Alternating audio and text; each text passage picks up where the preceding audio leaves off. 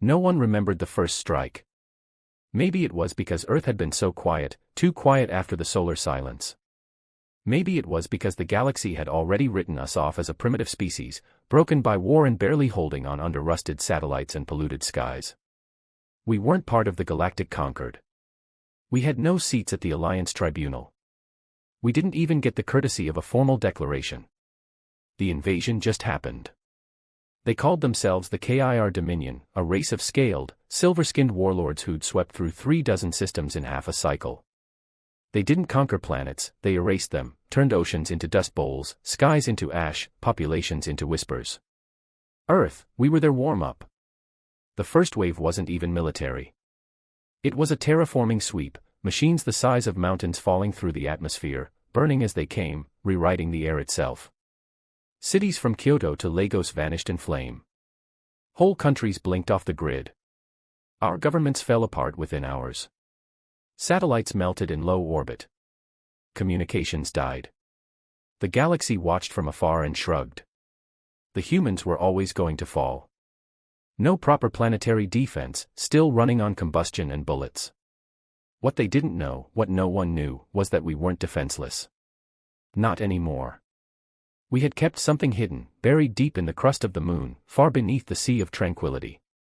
It was never meant to be revealed unless Earth was on the edge of extinction. We called it Project Revenant. And it was angry. When the atmosphere split open over old Nevada and the blackness filled with silver warships, that's when they finally got a response. Not from presidents or generals. Not from global alliances or UN delegates. No, our answer came from beneath the shadows of craters long forgotten. It started with a tremor, a low rumble in the soil. Then the ground cracked, and from deep beneath the moon's core, they rose, 12 massive dreadnoughts, blacker than the void, each one 1,000 meters long.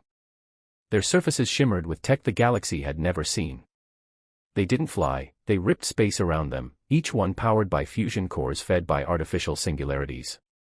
Earth's orbit shuddered. The moon groaned. The KIR ships paused. It was the first time in their expansion campaign that they had stopped moving forward. Our dreadnoughts didn't send a hail. They didn't negotiate. They didn't explain. They erased the first KIR fleet in under 7 seconds. There was no sound, no warning, just light, blinding and violent, followed by silence. One of their mother ships tried to retreat. It bent space to fold away. It didn't make it because Dreadnought Orion, the lead of our Revenant fleet, unfolded a weapon not meant for this century, a graviton harpoon locked on the retreating vessel's warp signature and ripped it back into real space, collapsing the ship in on itself like crushed paper. That was the moment the galaxy stopped laughing. That was the moment the stars, once calm and unbothered, woke up and they heard our voice for the first time in 100 years. This is Earth. We're not just alive. We're coming. The KIR High Command didn't understand what had happened. Their intelligence divisions, arrogant, bloated, used to dissecting primitive species, were silent for hours after the destruction of their forward fleet. When the report finally reached the Dominion's core world of Trasvar, the arch-warlord dismissed it as an anomaly, a sensor glitch. No species from the outer spiral has that kind of firepower, he growled. But Earth wasn't part of the galaxy's story, not for a long time. While they were building interstellar councils and trading routes, we were building something else, revenge. Decades ago, after the silent collapse, the global blackout that almost ended our planet, we had stopped trying to play catch-up. No more diplomacy, no more exploration, just survival. A united Earth working underground, off the radar, off the maps. And it wasn't just technology we had developed. It was doctrine. The dreadnoughts were only the first act. Inside them were the eco-pilots, humans bred and trained for zero-latency interface with quantum core ships. People who no longer needed sleep, who fed through ports in their skin, who had once been human but had transcended the flesh in pursuit of warfare perfection. They didn't speak much. They didn't have to. They were wired to kill. And each dreadnought held 10,000 drop capsules in its underbelly containing soldiers unlike anything the galaxy had ever seen. We called them reclaimers. They didn't ask for mercy. They weren't given orders. They had one directive: take back what was ours. On day 4 of the invasion, while the Dominion scrambled to understand how they'd lost a full fleet, Dreadnought Orion moved again. This time toward Mars. Not because it was under attack, but because Mars had been our forge, the secret shipyard, the cloning stations, the deep core AI caskets. Earth had built the Dreadnoughts, but Mars had built the war. As Orion approached orbit, Martian command activated the orbital spires. Blue rings of light crawled across the planet's equator, and from them rose a signal that reached every corner of the galaxy. To all hostile forces, Earth is awake. Run. It wasn't just for show. The message piggybacked on subspace relays, riding the same networks the KIR used to coordinate their empire. Every world they had ever conquered heard our voice. Some laughed. Most didn't. Because by the time that message hit the Dominion's outer colonies, our reclaimers had already hit the ground. Their first target, Nex 9, a mining colony once held by Earth before it was annexed during the resource seizures 50 years ago. It had been stripped of everything, metals, fuel, its people. The KIR turned it into a slave world. The reclaimers dropped in at night. No warnings, no lights, just thunder. They moved like ghosts, armored in adaptive exoskin powered by fusion nerve fibers, with helmets pulsing red every time a kill was confirmed. Within 20 minutes, Nex 9's command structure had fallen. Within an hour, the slaves were free. By dawn, the reclaimers had left, leaving behind only one message scorched into the surface: property of Earth. Trespassers will be annihilated. Back in the Galactic Council, panic began to spread. Earth hadn't sent diplomats. Earth hadn't made demands. Earth didn't want a seat at the table. Earth wanted blood. And still, the KIR underestimated us. They sent their second fleet, heavily armed, reinforced with elite sentries and a battle barge the size of a moon. They thought this would end it.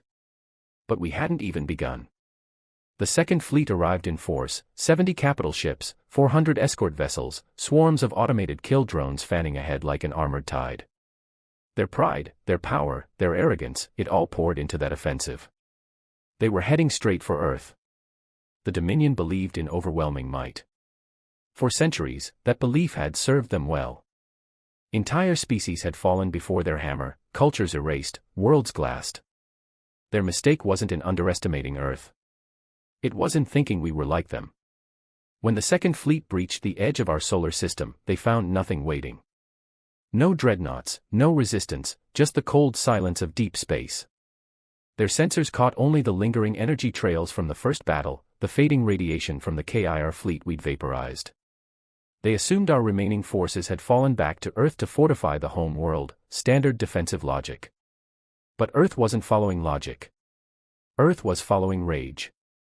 As the Dominion ships moved past Neptune's orbit, the first destroyers vanished. Without warning. Without signal. Without debris. Gone. Then another. And another. It took the KIR 15 minutes to realize what was happening. We were cloaked, not just visually but dimensionally, a branch of physics they had declared impossible centuries ago. Earth had never declared it at all. We had just done it. In silence. With time. With loss. With anger. Dreadnought Leviathan had been waiting among the shadows of Neptune's rings, its hull bleeding artificial darkness. It launched a coordinated strike using phase-locked quantum torpedoes, weapons that didn't travel through space but around it. The KIR ships didn't explode, they folded, turned inside out by their own gravity wells, their own shields, their own arrogance. Still, the rest of the fleet pushed forward, panicked now but committed. That was the Dominion's weakness, they didn't retreat, honor-bound and blind. So we hit them harder. From Pluto's orbit came Dreadnought Cerberus, dragging behind it a weapon array the size of a small moon. It fired once. Just once. The beam was invisible. There was no light, no explosion, just a hole where 12 ships had been, a perfectly silent, spherical void in space that collapsed on itself moments later. The Dominion fleet began to break formation. Not retreating, scattering. But that was worse, because that's when our reclaimers arrived. Not from Earth. Not from Mars. But from within the fleet. We had infiltrated them. The KIR liked to enslave. They took prisoners, laborers, test subjects. They took thousands from Earth in the early hours of the invasion and brought them aboard their capital ships to show dominance. They didn't realize those prisoners were assets. Reclaimers had let themselves be taken, implanted with internal nanolinks, hiding their signals, waiting for the command word, awaken. And when it came, the inside of the Dominion's prized battle barge turned into hell. Fires erupted in the hangars. Gravity reversed in command decks. Hundreds of KIR warriors died screaming as reclaimers emerged from cargo crates, vent ducts, and supply tunnels. They weren't soldiers anymore. They were weapons. Captain Varric Tal of the Dominion's lead vessel, the Corin's Pride, activated an emergency beacon, calling for support. It never broadcast. The beacon had been sabotaged an hour earlier. By then, it was too late. The dreadnoughts closed in, 6 of them now uncloaked, their engines glowing like the hearts of suns, surrounding what was left of the once-proud Second Fleet. Dreadnought Orion transmitted one final message to the remaining KIR ships before the final volley: "You came to our home with fire. You called us savages. You named us broken. Now see what you've awakened." The dreadnoughts fired in perfect synchronization. Each beam, each torpedo, each pulse of destruction had been calculated weeks in advance by Earth's war AI, Demon, the sentient combat algorithm that had written its own language just to describe vengeance. In 62 seconds, the Second Fleet was gone. Every last ship. Every last soldier. No survivors. And Earth was still silent. Not because we were weak, but because we were waiting. Waiting for the Dominion's true response. Because now they knew, we weren't the prey. We were the storm. News of the Second Fleet's destruction reached the KIR Dominion like poison in the blood. At first, the High Command didn't believe it. They accused their own intelligence divisions of treason. Then, as confirmation came from distant relays, they went quiet. No threats. No declarations. Just silence. And that silence spoke louder than war. The galaxy noticed. For the first time in recorded history, the KIR Dominion had suffered a total loss, not just defeated, erased. Their enemies across the stars rejoiced, quietly, in back rooms and encrypted channels. Species they'd once enslaved dared to hope. But hope was fragile. The Dominion still had the First Fleet, their oldest, most powerful, most sacred armada, and they would not let the humiliation stand. The arch-warlord himself, Voriton the Eternal Flame, stepped onto the command deck of the Eclipse Spire, the flagship of the First Fleet. Towering over 10 feet tall, clad in black-plated armor forged from the bones of extinct stars, he was no politician. He was war incarnate. He had never lost a battle, never issued a retreat. His scars were older than Earth's modern civilization. Voriton didn't speak when he saw the report. He just nodded once and said, "Burn them." The First Fleet launched within hours, 1,000 warships, 20 planetary siege engines, and a vessel known only as the Null Hammer, which hadn't been seen since the extermination of the Varnu species a century ago. The KIR weren't coming to conquer now. They were coming to erase Earth from existence. Back on Earth, we watched them come, not with fear but with calculation. Demon, Earth's war AI, had already seen it coming.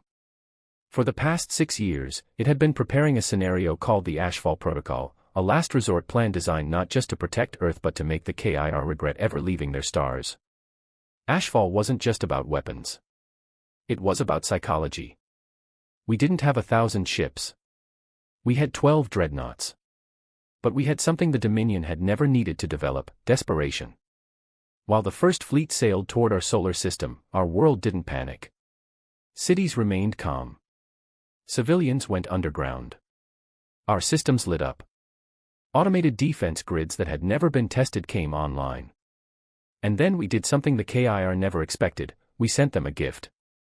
A single reclaimer, Private Talia Wren, launched alone in a stealth drop pod, carrying with her a sealed cube no bigger than a loaf of bread. The KIR intercepted her over the edge of the Vega expanse, pulled her aboard, interrogated her, tortured her. She never spoke, not a word, but the cube she carried, it opened on its own. And it showed them everything. Not threats. Not propaganda. Memories. Everything the KIR had done to Earth, fed directly into their neural systems. The screams. The fire. The children burning in the streets of Sao Paulo. The cities turned to shadows. The humans enslaved, dissected, crushed. They saw it all, as if they had lived it. And some of them broke. Warriors. Officers. Elites. Their minds buckled under the raw brutality of what they'd inflicted, now turned back on them with human eyes. That was step 1. Step 2 came when their ships began to glitch. Not damage, but corruption. Demon had hidden code inside the cube. It laced itself into their systems during playback. Subtle at first, then violent. By the time the first fleet entered Neptune's orbit, they had already lost control of 5 destroyers. Their gravity drives misfired. Navigation twisted. Fire control turned inward. And Earth's dreadnoughts hadn't even fired yet. Then on the dark side of Jupiter, a hidden gate opened. We called it the Rift.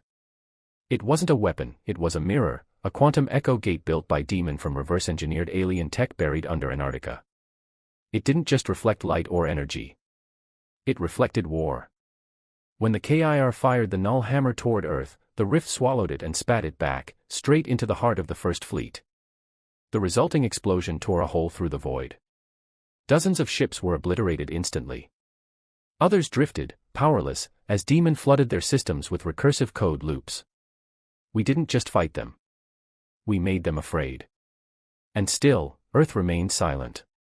Because we knew one thing, the KIR weren't done. Not yet. The Arch-Warlord had survived, and he was coming. Voriton stepped onto the edge of his ruined bridge. The carcass of his once glorious fleet lay scattered across the black sea of space, debris drifting in slow, lifeless spirals, chunks of alloy flickered, power cores, bodies. His second heart pulsed louder in his chest. The null hammer was gone. The Eclipse Spire crippled. His warriors, those who pledged blood and galaxy to his name, were either vaporized or mumbling in corners, minds shattered by human warfare that defied every law of reason. Yet the Arch-Warlord didn't waver. He didn't rage. He didn't scream. He simply whispered, "So they are worthy." A half-dead tactician coughed behind him. "Should we retreat, my warlord?" Voriton turned slowly. "You still speak of retreat. I see now why your bloodline never claimed the throne." He tore the tactician's throat open with one clawed hand, letting the corpse slump against the shattered wall. There would be no retreat. Voriton had been alive for 9 centuries. He had survived black holes, neural plagues, soul-melting weapons built by gods. He had watched his enemies prey before being burned alive. He had fed infants to his beasts and smiled when their cries echoed through his iron halls. But he had never been challenged. Until Earth. And that awakened something in him. He left the wreckage of his bridge and climbed into the final chamber deep beneath the Eclipse Spire, a place forbidden even to his own people. There, in the silence, stood the prime weapon, a living core pulsing like a heart wrapped in chains. It was older than his empire, something stolen from the ruins of a dead civilization before the Dominion had even named itself. It was never meant to be used. But now, Earth had earned it. He placed his palm against the core. It screamed. The warlord smiled. Back on Earth, Demon detected the activation of an unknown signal, a ripple so deep it passed through real space and into quantum strata. It wasn't just a message. It was a call to death. Demon processed millions of scenarios. None ended cleanly. Humanity had won every battle so far, but if the prime weapon was real, if the warlord had activated something ancient, something cosmic, then all logic became irrelevant. Demon did something it had never done before. It asked for help. Across the globe, human leadership gathered, what was left of them. Not governments, not presidents. Scientists. Engineers. Generals who'd lost everything and kept fighting anyway. The people who'd built the dreadnoughts. The ones who remembered the black skies. The ones who'd seen loved ones fall when the first invasion came. Demon spoke through 1,000 speakers at once. He has awakened it. We have less than 40 hours before he arrives. We require full authorization to enact Omega. A long silence. Then a single voice replied, "Do it." And Omega began. On the far side of the moon, hidden beneath what the galaxy assumed were old mining stations, the Omega Vault opened. Inside were weapons not meant to exist, prototypes banned by human ethics councils, bioengines that fed on fear, night swarms keyed to brain patterns, black hole bombs. But most importantly, it held one person, Commander Elias Caney. He had been cryo-sealed 30 years earlier, after the siege of Cairo, when he led a suicide mission that should have killed him. Instead, he came back changed. His blood had merged with early nanoconstructs. His brain formed direct, permanent links with combat AI. He didn't age. He didn't sleep. He wasn't human anymore, not exactly. He was Earth's last contingency. When they woke him, he didn't ask what year it was. He just looked at the nearest screen, saw the warlord's face on a Dominion transmission, and grinned. About time someone gave me a challenge. Demon uploaded directly into his mind. He didn't flinch. Within hours, Elias was aboard Dreadnought Nemesis, the only Revenant ship never used in battle. It was designed for one purpose only, to kill gods. With its activation, the human fleet reformed. What remained of our 12 dreadnoughts now followed Caney's lead. The stars shifted. Gravity bent. And through the void, Earth broadcast one final message. Not to negotiate. Not to threaten. Just one word, come. And the warlord did. He came through fire. Voraton didn't arrive with a fleet. That would have been mercy. He came aboard a single ship, a monstrosity the size of a small planet, blacker than shadow, pulsing with ancient energy that didn't belong to any known science. It didn't move through space, it devoured it, folding and dragging the void behind it like a cloak of oblivion, the Sorrow Engine. It wasn't a battleship. It was a curse. A remnant from the time before time, built by a species that had vanished from existence so thoroughly even their atoms were forgotten. Voraton had found it buried in a dead system and spent centuries feeding it blood, bodies, and stars until it obeyed only him. Now it moved toward Earth, slow, inevitable, like death itself. Dreadnought Nemesis watched from the dark. Commander Elias Caney stood in the nerve chamber, suspended in midair, lines of neural data crawling over his skin like electric veins. His pupils had long since vanished, replaced by a constantly shifting star map. Every heartbeat synced with Nemesis. He no longer needed commands. He was the ship. Demon's voice whispered in his mind, crisp and cold, his presence bends space. We cannot match it through brute force. Caney replied without speaking, then we'll break his mind instead. The other dreadnoughts spread out, forming a web across the inner solar system, not to engage, to stall. Every second they bought was another algorithm, another calibration, another fragment of understanding uploaded to Caney's mind. And Voraton just kept coming. When the Sorrow Engine reached the orbit of Mars, it spoke. Not with words, but with pressure.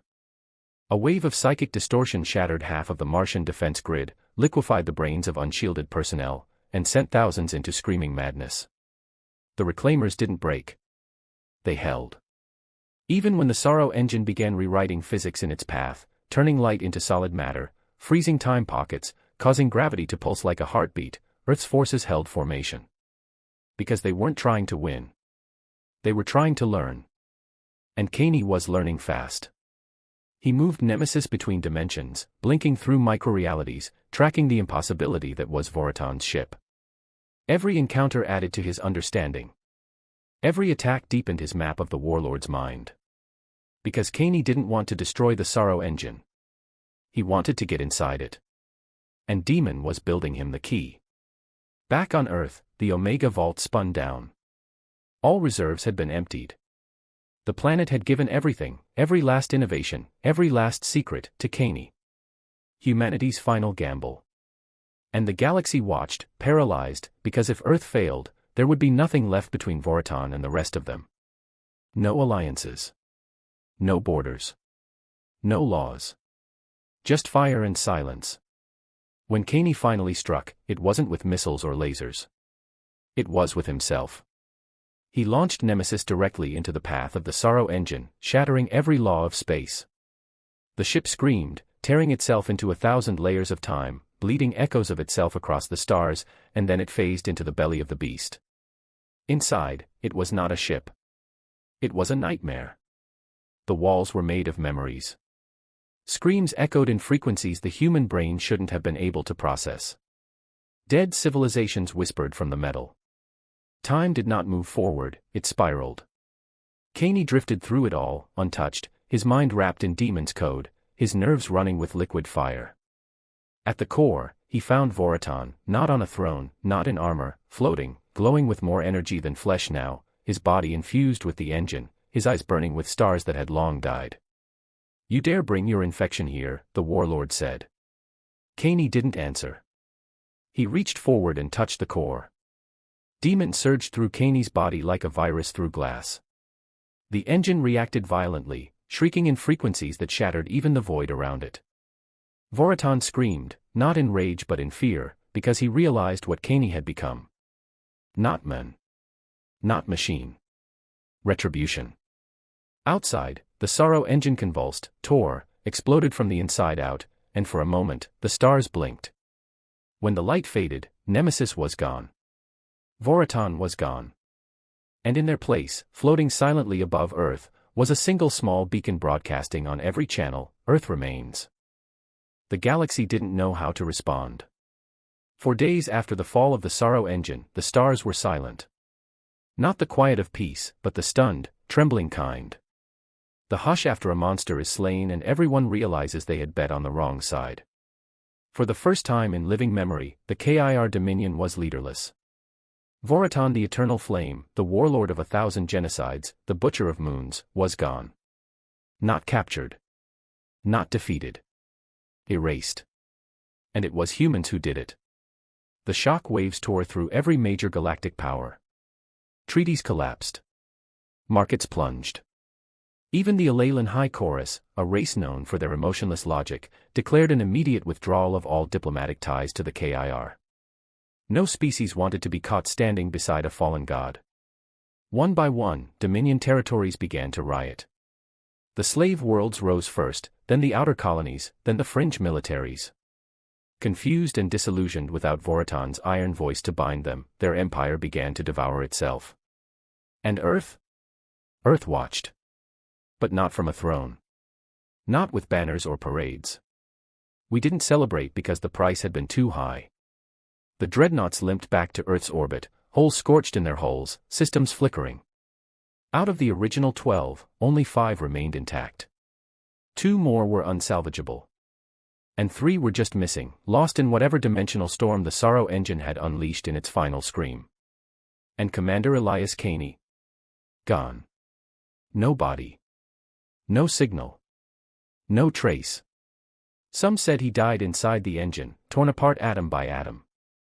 Others whispered that he had become something else entirely, a shadow in the coat of demon, a digital ghost watching from behind the stars.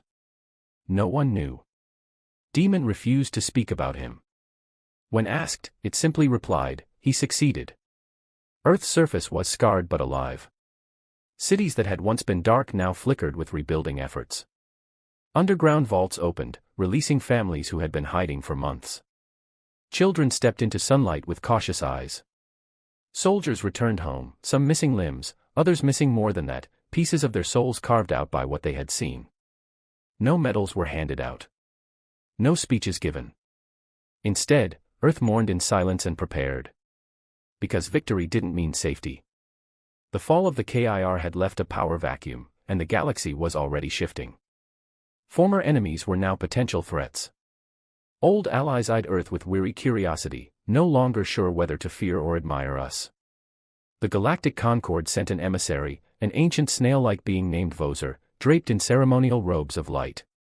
It arrived in a ship of peace, bearing words of unity. Its message was clear: Earth, we invite you to join the Concord.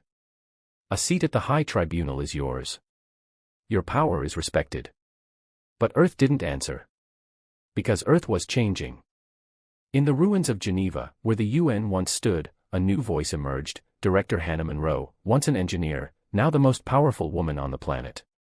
She had survived the first invasion, helped build the Revenant fleet, and held the line when the Dreadnoughts burned across the stars. She stood atop the black marble steps of the Reclaimer Citadel and broadcast a message across all frequencies. No music. No flag. Just her voice. We don't want your seats. We don't need your approval. Earth bled alone. We rebuilt alone.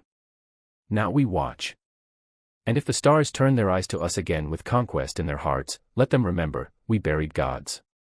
In the wake of Monroe's declaration, the silent frequencies crackled with tension. Across the shattered capitals of Earth, people paused in their rebuilding efforts, listening with equal parts pride and apprehension. Formerly buried countryside stirred with new purpose as reclaimer citadels opened their gates to civilians seeking training, supplies, or simply the reassurance that they were not alone. Beneath the rubble of old institutions, a new alliance of engineers, soldiers, scholars, and survivors began to take shape, united not by flag or nation but by a shared determination to remain free. Elsewhere in the void, Vozer's envoy ship drifted in orbit, its silent envoy watching Earth's surface through crystalline observation ports. The snail-like diplomat, its many eyes reflecting the planet's flickering lights, considered Monroe's words. To join the Concord was one thing. To stand unbowed before the tribunal was another entirely. Tension rippled through the Galactic Concord. Some members urged cautious diplomacy. Others feared Earth's newfound ruthlessness would spark a wider war. Back on Mars, the orbital spires continued broadcasting Monroe's message, their blue rings now a permanent reminder that Earth claimed more than survival, it claimed sovereignty. Martian officers recalibrated defense arrays, training new pilots in reclamation techniques. Underground, the deep core AI caskets were reactivated, not for war but to archive their knowledge for generations to come. Humans who had once fled Mars now returned, bringing with them families, hope, and the resolve to stand beside their blue planet in defiance of any invader. And on the edge of known space, rumors of Earth's vengeance spread like a shock wave. Frontier worlds whispered of the reclamation squads, ghostly figures who liberated slave colonies and vanished before dawn. Dissidents within the KIR Dominion questioned their masters, if a species once dismissed as primitive could wield such power, what could stand against them? Others recoiled in fear, scrambling to send envoys to plead for mercy they no longer believed in. On Earth, Director Monroe convened the first planet-wide council in decades. Representatives from every community, every discipline, gathered in the Reclaimer Citadel's Great Hall, a dome of polished quartz illuminated by artificial starlight. Monroe stood at the center, flanked by holograms of the 12 Dreadnoughts, now docked in lunar orbit. She spoke not of conquest but of stewardship. We have fought to protect our world. We have reclaimed what was stolen. Now we must decide who we choose to become. We will not seek dominion over the stars, nor cower beneath their shadows. We will extend an open hand to those who seek peace and a steadfast shield to those who threaten our future. Let this council be the first step toward a new era, one in which Earth's voice is heard not as a cry for vengeance but as a promise of resilience, unity, and hope. Her words resonated through the silent chamber. Outside, the distant stars waited, watching to see if Earth would remain the storm or become the dawn.